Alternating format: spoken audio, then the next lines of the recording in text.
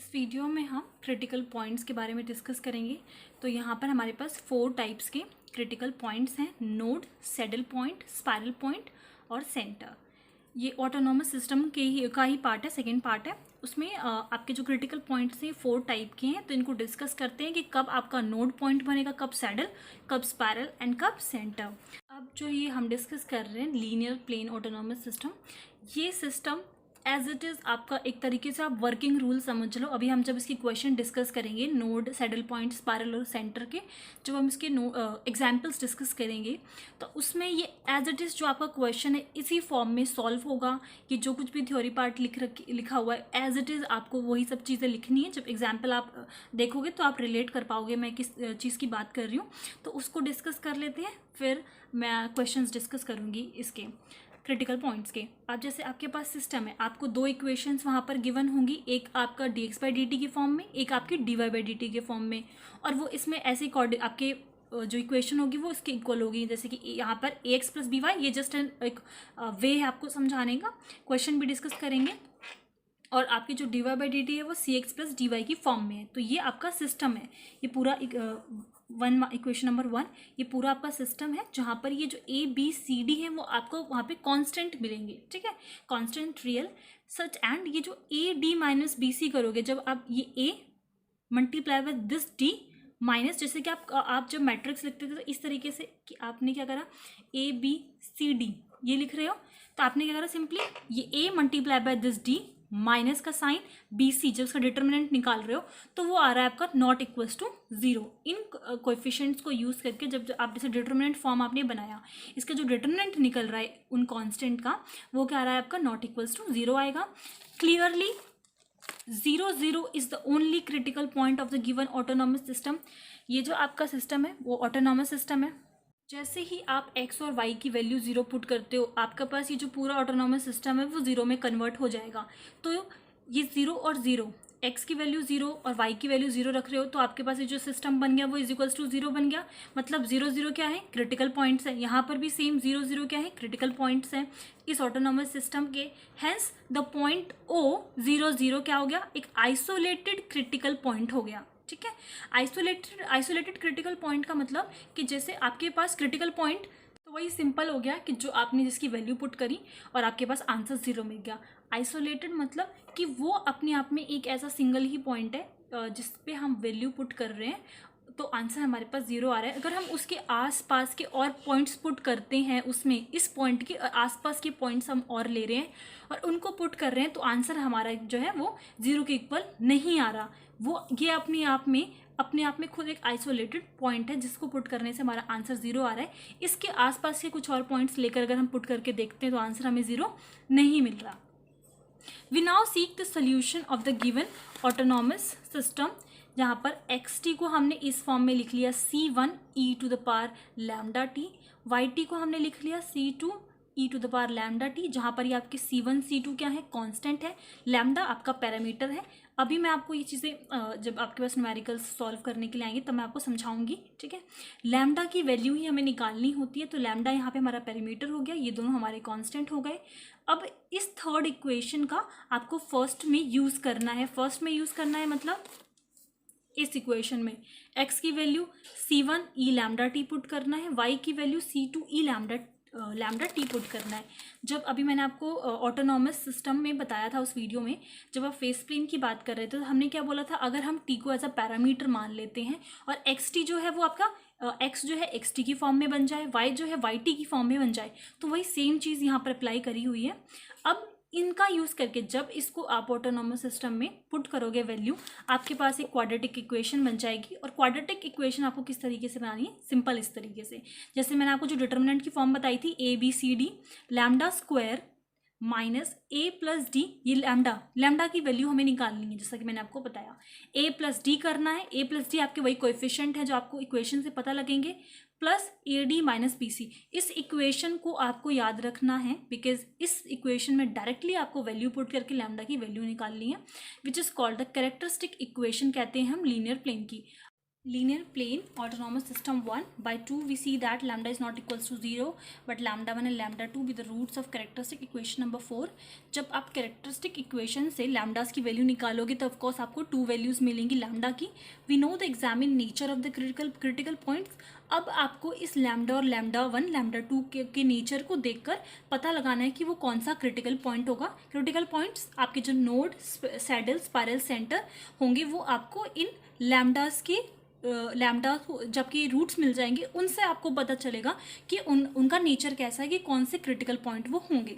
With the help of the nature of the roots हमें ये पता और आपको देखो ये पता कैसे लगाना है कि जो लैम्डा 1 लैम्डा 2 वो आपके कौन से पॉइंट क्रिटिकल पॉइंट्स में से कौन से पॉइंट होंगे.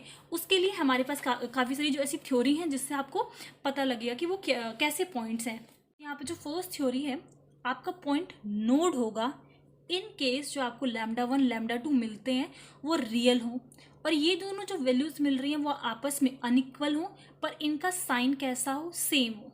अगर पॉजिटिव है तो दोनों पॉजिटिव हो, नेगेटिव है तो दोनों नेगेटिव हो, रियल वैल्यू हो, अनइक्वल हो, आपस में इक्वल ना हो और सेम साइन हो. नोड की एक और वैल्यू हमारे पास होती है कि रियल हो और अनइक्वल की जगह अगर वो इक्वल भी हो जाते हैं तो भी नोड. ये आपको लर्न करना पड़ेगा बेसिकली.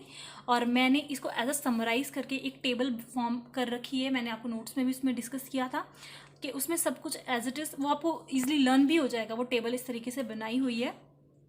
आपका सैडल पॉइंट कब होता है? अगर ये जो लैम्डा 1 लैम्डा 2 की जो वैल्यू आ रही है वो रियल हो, अनइक्वल भी हो पर उनके साइन अपोजिट हो. अगर एक प्लस है तो दूसरा माइनस है तो पहला plus. I mean opposite signs होने चाहिए जस्ट.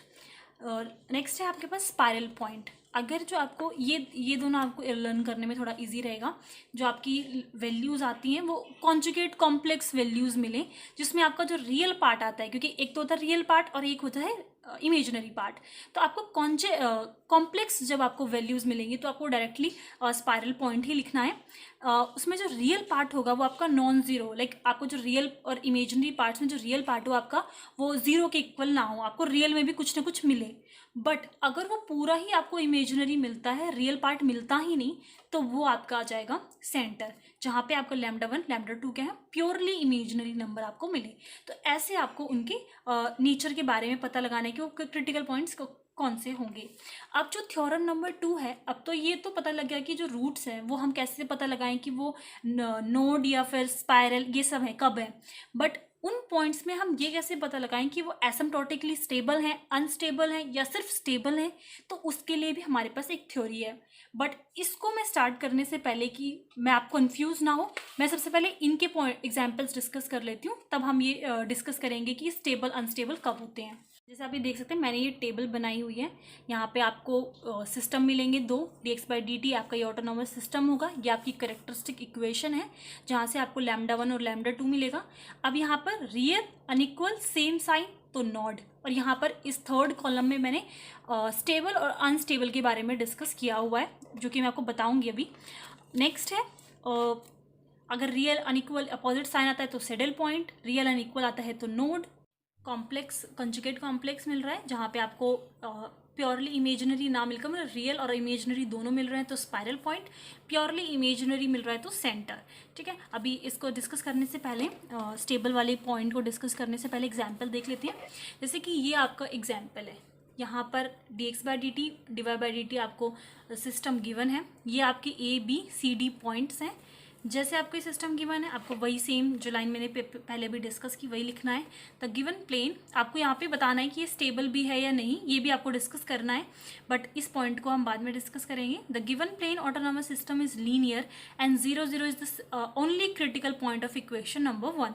अब आप इसमें देख सकते हैं 0 0 जैसे आप x और y की वैल्यू पुट करोगे पूरा सिस्टम आपका 0 बन जाएगा. तो 0 0 तो आपका क्या है, क्रिटिकल पॉइंट है. अब जैसे कि बात मैंने आपको कहा था xt को c1 e lambda t put करना है, yt को c2 e lambda t put करना है. ये जो काम है ये सब आपको मोस्टली सारे सिस्टम में लिखना होगा. जस्ट जो चेंजमेंट आएगा वो कहाँ पर आएगा, जब आप करेक्टरिस्टिक इक्वेशन से वैल्यूज़ को पुट करके उनके जो कोएफिशिएंट है उनकी वैल्यू को पुट कर लोगे और लैम्डास की जब आपकी वैल्यू निकल जाएंगी जस्ट वो पार्ट आपका बस अलग होगा. जहाँ पर हर जगह आपको ये लिखना है कि जो c1 c2 आपके वो आर्बिट्रेरी कांस्टेंट होंगे और लैम्डा आपका पैरामीटर है. जैसे ही आप इस इक्वेशन नंबर 2 को आप इसी सिस्टम में पुट करेंगे आपको ये जो इक्वेशन है वो इस फॉर्म में बन जाएगी। आप x की वैल्यू आपने यहाँ पे पुट कर दी कि C1 e lambda t, C1 constant है, बाहर आ जाएगा।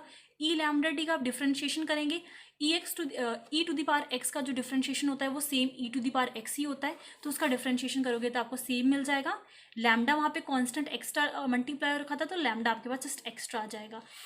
इस इक्वेशन से आपके पास ये इक्वेशन आ गई वैल्यू पुट करने के बाद, इस इक्वेशन से आपके पास ये वाली वैल्यू आ गई। ठीक है, अब आपको क्या करना है, जैसे कि ये आपका C1 है, ये भी C1 है, इन दोनों पार्ट को आप क्या करो, लेफ्ट हैंड साइड शिफ्ट कर दो, इधर भी सेम यही करो।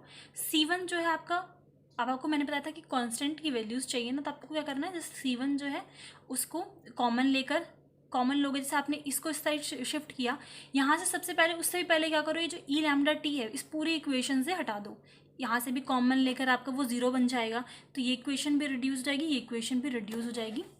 जैसे कि ये जो आपकी रिड्यूस हो जाएगी वो ले जाएगी lambda C1 is equals to lambda C1 minus 7, इसमें हो जाएगी।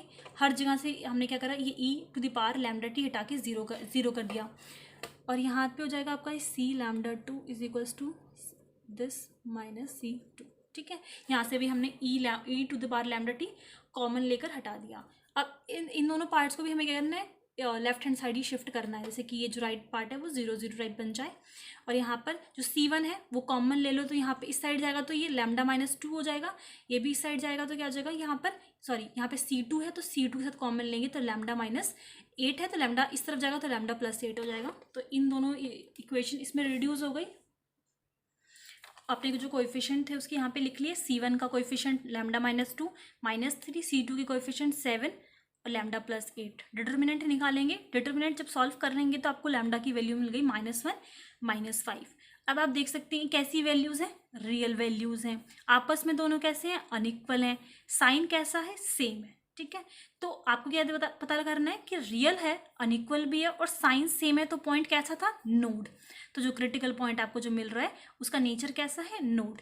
अब ये जो आपको खैर इसमें स्टेबल और अनस्टेबल पे डिस्कस करना था, तो जब आपको पता लग जाएगा कि आपके पास क्या पॉइंट आ रहा है, या फिर जो आपकी थ्योरीज हैं एसिम्प्टोटिकली स्टेबल और अनस्टेबल की, वहाँ से आपको ये पता लग जाएगी कैसे करना है, वो मैं आपको बताऊँगी।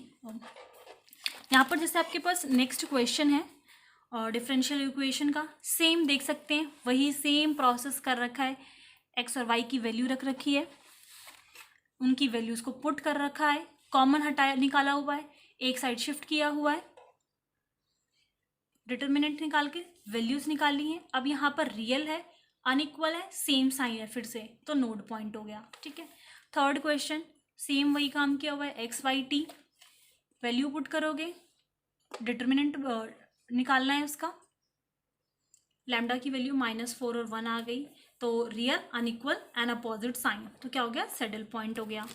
नेक्स्ट सेम वैसे ही है और आपको वही सेम प्रोसेस करना है, वैल्यूज़ -6 -4 आ गई, तो यहाँ पे क्या हो गया, नोड पॉइंट हो गया। ये आपका last second question, same process, lambda की वैल्यू यहाँ पे आप देख सकते हैं, सॉल्व करेंगे तो +-2 आयोटा। आप चाहते हैं सब खुद से सॉल्व करो, आपको कहीं पे प्रॉब्लम आती है तो आप मुझसे पूछ लेना, आंसर यहाँ पे ऑलरेडी है सॉल्यूशन, तो आप देख सकते हैं कौन से पर्टिकुलर स्टेप में आपको प्रॉब्लम आई है। अब यहाँ पे आप देख सकते हैं रियल पार्ट आपको मिला ही नहीं, रियल पार्ट आपका यहाँ पे 0 है, तो ये क्या हो गया, प्योरली इमेजिनरी।